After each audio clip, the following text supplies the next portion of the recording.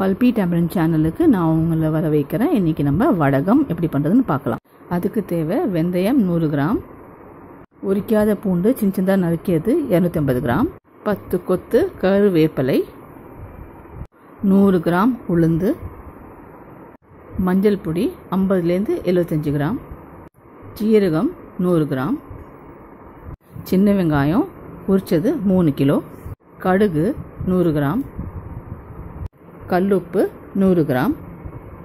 So 3 kilo வெங்காயத்தை நம்ம உரித்து வச்சுட்டு மிக்சியில் பேட்ச் பை பேட்சாக ஒரு 2 திருப்பின மாதிரி கொஞ்சம் வந்து நம்ம கையால் உட்காந்து நறுக்க முடியாதுங்கிறதுனால ஒரு திருப்பி இந்த மாதிரி அரைச்சி சேர்த்து வச்சுக்கிறோம். எல்லா வெங்காயத்தையும் ஃபஸ்ட் நம்ம அந்த மாதிரி அரைச்சிக்கலாம். அந்த பல்சரில் கூட நீங்கள் 2 வாட்டி திருப்பிக்கலாம்.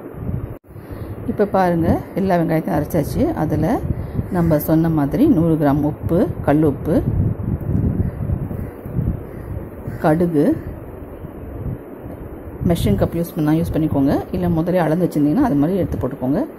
ஸோ கடுகு 100 கிராம், வெந்தயம், ஜீரகம், மஞ்சள் பொடி 50-75 கிராம் மஞ்சள் பொடி,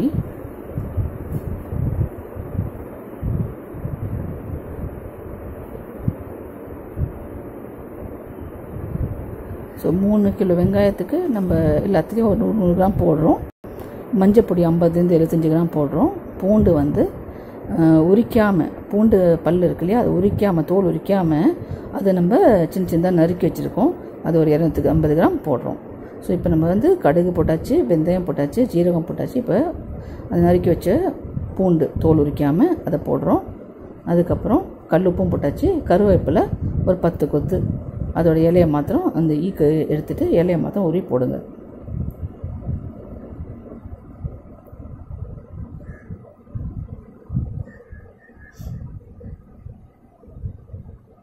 ஸோ மெஷர்மெண்ட் ரொம்ப முக்கியம். ஸோ வந்து டிஸ்கிரிப்ஷன் பாக்ஸில் ரெசிபி கொடுத்துருக்கேன், அதுக்கு தகுந்த மாதிரி பண்ணிக்கோங்க. 3 கிலோ சின்ன வெங்காயத்துக்கு இதுதான் மெஷர்மெண்ட். 250 கிராம் பூண்டு தோல் உரிக்காமல் சின்ன நறுக்கி, கருவேப்பிலை ஒரு 10 கொத்து, மஞ்சள் பொடி 50-75 கிராம், கடுகு, வெந்தயம், ஜீரகம் எல்லாம் 100 கிராம். ஸோ எல்லாத்தையும் நம்ம போட்டுக்கிறோம். அதே மாதிரி உளுந்தும் வச்சுருக்கோம். உளுந்து நம்ம இப்போ பண்ண போகிறதில்ல. இப்போ நாளைக்கு காலையில் வடகத்தை நம்ம வந்து வெயிலில் காய வைக்க போகிறோன்னா நம்ம இது ஈவினிங்கே இல்லை நைட்டே ப்ரிப்பேர் பண்ணி வச்சுக்கணும். ஏன்னா அது கொஞ்சம் ஊறணும். ஸோ இப்போ நம்ம எல்லாத்தையும் அரைச்சி ரெடி பண்ணி மிக்ஸ் பண்ணி எல்லாம் வச்சுட்டோம். உளுந்து தவிர எல்லாத்தையும் யூஸ் பண்ணிட்டோம். எல்லாத்தையும் மிக்ஸ் பண்ணியாச்சு. நல்லா போட்டு பெரட்டி நல்லா பிசைஞ்சு விட்டு, ஏன்னா ஒன்றோட ஒன்று மிக்ஸ் ஆகணும், அது ஜூஸ் ஒன்றோட ஒன்று இறங்கணும். அந்த மாதிரி நல்லா மிக்ஸ் பண்ணி நல்லா எடுத்து மூடி வச்சுடுங்க.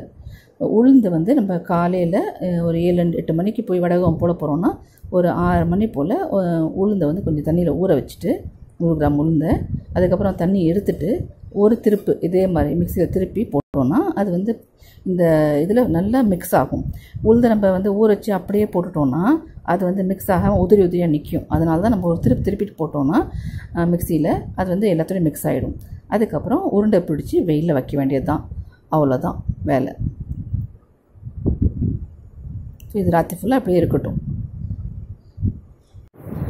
ஸோ இப்போ நம்ம வந்து உளுந்து வந்து ஊற வச்சு இருத்து வச்சுருக்கோம். அதை வந்து நம்ம மிக்சியில் ஒரு திருப்பிட்டு அந்த வடகத்தில் போட்டு நல்லா பிசைஞ்சு மிக்ஸ் பண்ணி விட்டு அதுக்கப்புறம் உருண்டை பிடிச்சி போய் வெயிலில் வச்சிடலாம்.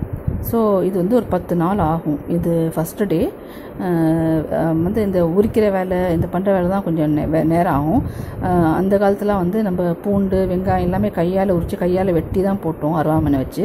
இப்போ வந்து நம்ம மிக்ஸி இருக்குது, அதனால் அதை யூஸ் பண்ணிக்கிறோம். அதனால் கொஞ்சம் வேலை சுலபமாக இருக்குது. ஆனாலும் தோல் உரிக்கிற வேலை இருக்க தான் செய்யுது. சின்ன வெங்காயத்தை தோல் உரிக்கிறது ஒரு பெரிய விஷயம் தான். அது சின்ன வெங்காயத்தை நம்ம தோல் உரிக்கிறோம், ஆனால் பூண்டு உரிக்கலை. இவ்வளோ தான். இந்த எல்லா ஐட்டத்தையும் மிக்ஸ் பண்ணி எல்லாமே பார்த்திங்கன்னா தாளிப்பு ஐட்டம். கடுகு, ஜீரகம், வெந்தயம், உளுந்து, கருவேப்பிலை, இந்த மஞ்சப்பொடி எல்லாமே பார்த்திங்கன்னா வெங்காயம் எல்லாமே வந்து தாளிக்கிறது ஐட்டம். அதெல்லாம் தான் நம்ம என்ன பண்ணுறோம், இந்த மாதிரி பண்ணிவிட்டு இப்போ இதை உருண்டை பிடிச்சி நம்ம நல்லா மொட்டை மாடியில் ஒரு 2 தாம்பூலத்தை வச்சு ஒரு 20-25 ஒரு உருண்டை போல் வரும் ஃபஸ்ட்டு டே. அதை வந்து அப்படியே பிடிச்சி நம்ம இந்த ஈரப்பதத்துக்கு அதுவும் ஈஸியாக பிடிக்க வரும். பிடிச்சி வச்சுட்டோம் நான் வெயிலில். சாயந்தரம் பார்த்திங்கன்னா அது அப்படியே மேலே ஃபுல்லாக காஞ்சிருக்கும் இந்த அடிக்கிற வெயிலுக்கு. உள்ளுக்குள்ளான ஈரம் இருக்கும். அதனால் நம்ம சாயந்தரம் அதை எடுத்துகிட்டு வந்து இந்த பாத்திரத்தை திரும்பி இதே பாத்திரத்தில் உடச்சி விட்டு எல்லாத்தையும் நல்லா திரும்பி மிக்ஸ் பண்ணிக்கணும். அப்போ என்ன ஆகும்னா மேலே காஞ்சி போனது உள்ளே காயாமல் இருக்கிறதெல்லாம் மிக்ஸ் ஆகி அடுத்த நாள் திரும்பி உருண்டை பிடிக்கும் போது வேறு பக்கம் மேலே வரும். ஸோ எல்லா பக்கமும் நல்லா காயிற மாதிரி ஆகிடும். இந்த மாதிரி உருண்டை பிடிச்சி நம்ம 10 நாள் போல் ஆகும் காய வச்சு எடுக்கிறதுக்கு. கடைசி நாள் வந்து நம்ம என்ன பண்ணுறோன்னா இந்த கேஸ்டர் ஆயில் இருக்குது இல்லையா, அந்த ஆயில் ஒரு 300 மில்லி வாங்கி வச்சுருக்கோம் இல்லையா, அது வந்து இந்த கடைசி 2 நாள் கொஞ்சம் போட்டால் தான் நம்மளால் பிடிக்க முடியும். ஏன்னா ரொம்ப ட்ரை ஆகிடும். அப்போ வரைக்கும் ரொம்பவே ட்ரை ஆகிடுச்சுன்னா வந்து உங்களுக்கு உருண்டை பிடிக்கவே வராது கடைசி 2 நாள். அதனால் நம்ம உதுத்துட்டு வருதையாக உங்களுக்கு வந்து ட்ரை ஆக்கிட முடியாது. ஸோ உருண்டையாக பிடிச்சி வைக்க கடைசி 2 நாள் கொஞ்சமாக அந்த எண்ணெயை சேர்த்து பிடிச்சி வச்சிங்கன்னா கொஞ்சம் அந்த எண்ணெயோட பசையில் அது நல்லா பிடிச்சிட்டு நிற்கும். கடைசியாக 10ஆவது நாள் முடிச்சிட்டோம் அப்படிங்கிற ஒரு நம்மளுக்கு வந்து முடிச்சிட்டோம்னு நினச்சதுக்கப்புறம் மீதி இருக்க 300 மில்லியில் மீதி இருக்க கேஸ்டர் ஆயிலில் யூஸ் பண்ணி நல்லா உருண்டை பிடிச்சி ஒரு நல்ல ஜார்லேயோ பாட்டில்லையோ உருண்டையோடய வச்சிடலாம். ஒரு மாதத்துக்கு தேவை ஒரு உருண்டை மாத்திரம் எடுத்து வெளியில் வச்சுக்கிட்டு ஏதாவது பாத்திரத்தில் மற்ற உருண்டையெல்லாம் நம்ம நல்லா ஏர்டைட் பாட்டிலில் வச்சிடலாம். அந்த கேஸ்டர் ஆயில் இருக்கிறதுனால எந்த பூச்சும் வராது, எதுவும் வராது. இந்த வடகம் வந்து நம்ம எதுக்கு யூஸ் பண்ணுறோன்னு பார்த்தீங்கன்னா ஸ்பெசிஃபிக்காக மீன் குழம்புக்கு, எல்லா மீன் குழம்புக்கு ரொம்ப டேஸ்டியாக இருக்கும். கார குழம்புக்கு யூஸ் பண்ணலாம். இது தாளிப்பு தான். இதில் கொஞ்சம் எடுத்து நல்லெண்ணெயில் ஊற்றி நல்லெண்ணெய் சுட வச்சு நம்ம தாளிக்கணும். அதுக்கப்புறம் நம்ம குழம்பு கூட்டணும். ஸோ இது வந்து அது ரொம்ப டேஸ்ட் வரும். ஒரு தனி ஃப்ளேவர். 4 ஊருக்கு 4 வீடு தாண்டி தெருவே தாண்டி மணக்கும் இந்த தாளிப்பு. எல்லாருக்கும் தெரியும் நீங்கள் ஏதோ குழம்பு வைக்க போகிறீங்கன்னு. ஸோ இது நான் வெஜிடேரியனுக்கு மாத்திரம் கிடையாது, மீன் குழம்புக்கு மெயினாக, கார குழம்புக்கு ரொம்ப நல்லாயிருக்கும். சில கூட்டுங்களுக்கு ரொம்ப நல்லாயிருக்கும். இப்போ புடலங்காய் கூட்டு வைக்கிறீங்கன்னா அதுக்கு இதை போடலாம், ரொம்ப டேஸ்டியாக இருக்கும். அந்த மாதிரி சில ஒவ்வொரு கூட்டுகளுக்கு தான் இது நல்லாயிருக்கும். எல்லா கூட்டுகளும் நல்லா, முள்ளங்கி சாம்பாருக்கு நல்லாயிருக்கும். அந்த மாதிரி கூட்டு சில சாம்பாருங்களுக்கு இதில் போட்டால் ரொம்ப டேஸ்ட்டாக இருக்கும். அந்த சாம்பார் அந்த கூட்டு ஒரு ஃப்ளேவர் தனியாக இருக்கும். ஸோ புடலங்காய் கூட்டு, முள்ளங்கி சாம்பார், இந்த மாதிரி இதுக்கெல்லாம் நம்ம இதை யூஸ் பண்ணுறோம். அதே மாதிரி மீன் குழம்புக்கு ரொம்ப டேஸ்ட் கொடுக்கும். மற்றபடி வந்து இதில் ஒரு துவையல் கூட பண்ணுவாங்க, வடவை துவையல். ஸோ அது யூஸ்வலாக பண்ணுற மாதிரி தான். இது வந்து நல்லா வறுத்துட்டு அதோட மிளகா புளி வச்சு நம்ம அரைக்கிறது தான். ஸோ பாருங்கள் உருண்டை எவ்வளோ பெருசாக வருதுன்னு. போக இந்த உருண்டை எவ்வளோ சின்னதாகுதுன்னு பாருங்கள். ஸோ பிடிச்ச உருண்டையை இப்போ கொண்டாந்து நம்ம மாடியில் வச்சுட்டோம். 2 தாம்பரத்தில் பாருங்கள் எவ்வளோ உருண்டை வந்திருக்கு. இது போக எவ்வளோ கம்மியாகிட்டுருக்குன்னு நீங்கள் பாருங்கள். இது ஒரு வருஷத்துக்கு நம்ம பண்ணி வைக்கிறது. இது ஒரு வருஷத்துக்கு மேலேயே வரும். ஏன்னா நம்ம எதைக்குமே குழம்புலாம் கூட்டிகிட்டு இருக்க போகிறதில்ல. ஸோ அந்த ஈவினிங் வந்து நம்ம வந்து இதை அப்படியே அதே பாத்திரத்தில் உடச்சி விடணும். உடச்சி விட்டு நல்லா மிக்ஸ் பண்ணி வைக்கணும். திரும்பி மூடி அந்த வெயிலில் இருக்கிறதுனால அந்த வெயிலோட தாக்கம் போனதுக்கப்புறம் மூடி வைங்க. இல்லைன்னா வேர்த்து கொட்டி ஃபங்கஸ் ஆகிட போகுது. அதனால் கொஞ்சம் ஆற விடுங்க. வெயில் அவ்வளோ அடிக்குது இல்லையா, அந்த சூடு அவ்வளோ இருக்கும். கொஞ்சம் ஆற விட்டுட்டு அதுக்கப்புறம் மூடி போட்டு வச்சுடுங்க.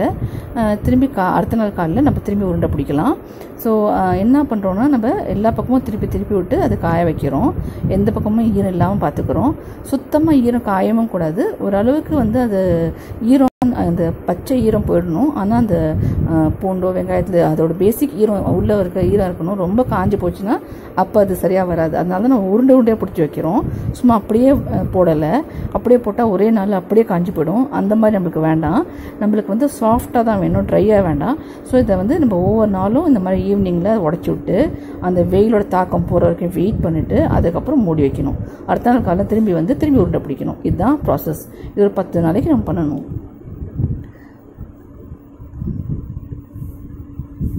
ஸோ இப்போ வந்து நம்ம நல்லா அதை மிக்ஸ் பண்ணிவிட்டு அடுத்த நாள் திரும்பி வந்து உருண்டை பிடிக்க போகிறோம். நீங்கள் பார்த்தீங்கன்னா உருண்டை போக கலரும் மாறும், சைஸும் மாறிட்டே போயிட்டுருக்கும்.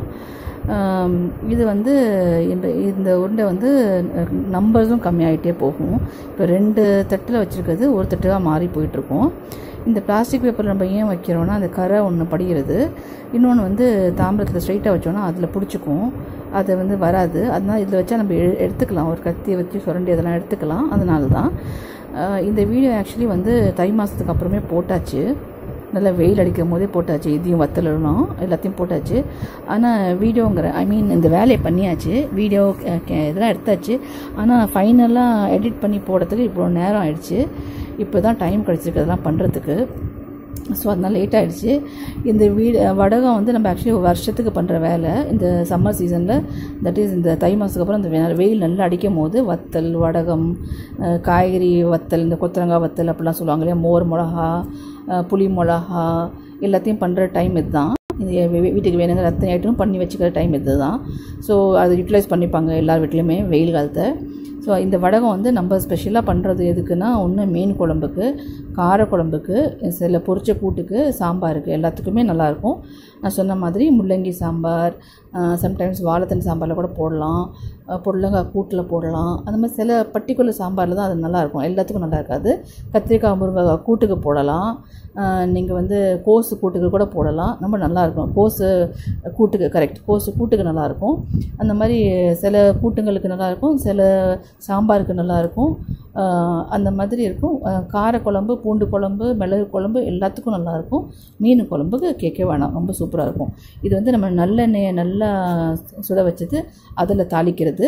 நல்லெண்ணெய் சுட வச்சு ஒரு டீஸ்பூன் போல் இல்லை ஒரு 1.5 டீஸ்பூன் போல் இந்த வடகத்தை நீங்கள் பிச்சு போட்டுட்டிங்கன்னா அது நல்லா வெந்து தாளித்து வரும். அந்த ஸ்மெல்லு வந்து அப்படி ஒன்று அடிக்கும், அவ்வளோ நல்லாயிருக்கும். அந்த ஸ்மெல் அரோமேட்டிக்காக இருக்கும். அதுக்கப்புறம் நம்ம எப்படி யூஸ்வலாக நீங்கள் சாம்பார் பண்ணுவீங்களோ, இல்லை கூட்டு வைப்பீங்களோ, இல்லை குழம்பு வைப்பீங்களோ, இல்லை மீன் குழம்பு வைப்பீங்களோ, அதை நம்ம வச்சுக்க வேண்டியது தான். ஸோ அது வந்து அதில் பண்ணால் அந்த டேஸ்ட்டே வேறு மாதிரி இருக்கும். இது வந்து சொன்ன மாதிரி வத்தலும் இதுவும் எப்பயோ போட்டாச்சு, வீடியோ லேட் ஆகிடுச்சு. இன்னொன்று வந்து சொல்லணுங்கிறது வந்து என்னென்னா, இந்த வடகம்லாம் பண்ணும்போது ரொம்ப ஆச்சாரமாக பண்ணுவாங்க. அது எப்படின்னா சுத்தம் பத்தமாக அந்த தீட்டுக்கிட்டலாம் இல்லாமல் அந்த மாதிரிலாம் பார்த்து பண்ணுவாங்க. அவங்களுக்கு என்ன நம்பிக்கைன்னா, இது பண்ணுறது வந்து உருப்படியாக 10 நாள் வந்து முடிஞ்சு அது வடகமாக மாறணும் அப்படின்னா ரொம்ப சுத்தபத்தமாக இருக்கணும் அப்படின்னு நினைப்பாங்க. இது ஒருவேளை வெங்காயம் பூண்டு அந்த மாதிரிலாம் இருக்கிறதுனால இப்படி யோசிக்கிறாங்களோ என்னவோ. ஆனால் வந்து அதை நம்ம வந்து ஃபாலோ பண்ணிக்கிறது நல்லது. ஏன்னாக்கா நம்ம பொருள் வீணாக போக வேண்டாம், 10 நாள் கழிச்சு அது வடகமாக மாறுறது நல்லது. ஸோ அந்த ரிஸ்க்கெல்லாம் நம்ம எடுக்கிறதில்ல, ஆர்குமெண்ட்டும் பண்ணுறதில்ல, எது சொல்கிறாங்களோ அதை கேட்டுக்கிறது. இது வந்து ஏதாவது ரீசன் இருக்கும். ஏன்னா ஹிந்துவிசமில் எது சொல்கிறாங்களோ அதுக்கு ஒரு பின்னாடி ஒரு ரீசன் நிச்சயமாக இருக்கும். அது அவங்க வெளிப்படையாக சொல்லாமல் வேறு மாதிரி சொல்லுவாங்க. எதையுமே ஒரு சாமி இல்லை ஒரு ஏதாவது ஒரு பயத்தை உண்டாக்கி பண்ணுவாங்க. ஸோ அதுக்கு பின்னாடி ஒரு சயின்டிஃபிக் ரீசன் நிச்சயமாக இருக்கும் அப்படின்னு நான் நம்புகிறேன். ஸோ அதனால் நம்ம வந்து அதை ஃபாலோ பண்ணிக்கலாம். இதை கொஞ்சம் சுத்தமாக பண்ணுறது நல்லது.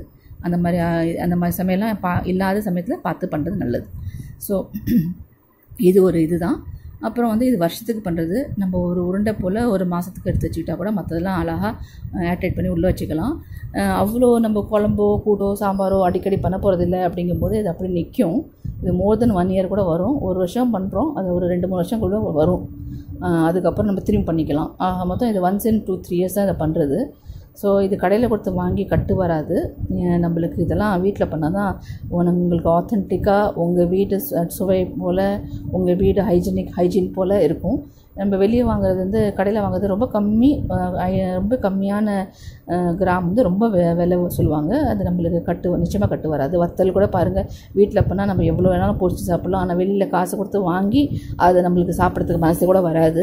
ஏன்னா அதை வந்து அவ்வளோ காசு கொடுத்து வாங்குறதா ஒரு வத்தல் அப்படிங்கிற மாதிரி ஆயிடுது. ஸோ வீட்டில் பண்ணுறதுக்கு நிச்சயமாக ஆள் இருக்க மாட்டாங்க தான், ஆனால் பண்ணினா அது நம்மளுக்கு ரொம்ப லாபம் தான். ஸோ ட்ரை பண்ணி பாருங்கள். இதை பாருங்கள், இது போக போக 10 நாள் எப்படி ஆகுது பாருங்கள். இப்போ 2 தட்டில் வருது, அது போக போக ஒரு தட்டாக மாறிடும்.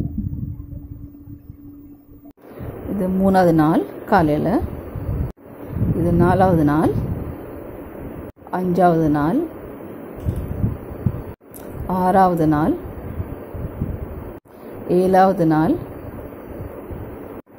8வது நாள் வந்து நம்ம கொஞ்சம் கேஸ்டர் ஆயில் யூஸ் பண்ணி மிக்ஸ் பண்ணிக்கிறோம். ஏன்னா ரொம்ப ரொம்ப காஞ்சி வந்துட்டுருக்கு. மிக்ஸ் பண்ணி அப்போ பிடிச்சி வைக்கிறோம். ஸோ 300 மில்லியை வந்து நம்ம கொஞ்சம் கொஞ்சமாக சேர்த்துக்கிறோம் கடைசி நாள் வரைக்கும். ஸோ நம்ம வந்து பிடிச்சி உருண்டை வைக்கிறோம். முதல்ல எண்ணெயை போட்டு மிக்ஸ் பண்ணிக்கிட்டோம். இப்போ வந்து நம்ம உருண்டையை பிடிச்சி வைக்கிறோம். ஸோ 9வது நாள். ஸோ அடுத்த நாள் திரும்பி நம்ம எண்ணெய் ஊற்றி அதை நல்லா மிக்ஸ் பண்ணி உருண்டை பிடிச்சி வைக்க போகிறோம். பாருங்கள், கலரும் மாறிடுச்சு, அது சின்னதாகவும் ஆயிடுச்சு. ஸோ இது 10வது நாள். திரும்பி இன்றைக்கி வெயிலில் வச்சு எடுத்துட்டா போதும்னு நினைக்கிறோம். அதுக்கப்புறம் நம்ம அதை வந்து ஏர்டைட் டப்பாவில் வச்சு உள்ளே வச்சிட வேண்டியது தான். ஸோ இந்த வருஷம் வேலை முடிஞ்சிச்சு. இந்த வருஷம் ஃபுல்லாக வரும், அடுத்த வருஷம் கூட வரலாம். அப்புறம் அடுத்த வருஷம் நம்ம பார்த்துக்கலாம். ஸோ 10வது நாள் காலைல வச்சுருக்கோம். வடகம் ரெடி ஆயிடுச்சு. நம்ம இப்போ அதை யூஸ் பண்ண ஆரம்பிச்சிடலாம். பல்பி தமிழ் சேனலை இது வரைக்கும் பார்த்ததுக்கு ரொம்ப நன்றி. பிடிச்சிருந்தா சப்ஸ்கிரைப் பண்ணுங்கள், ஷேர் பண்ணுங்கள், லைக் பண்ணுங்கள், கமெண்ட் பண்ணுங்கள், பெல் ஐக்கனை ப்ரெஸ் பண்ணுங்கள்.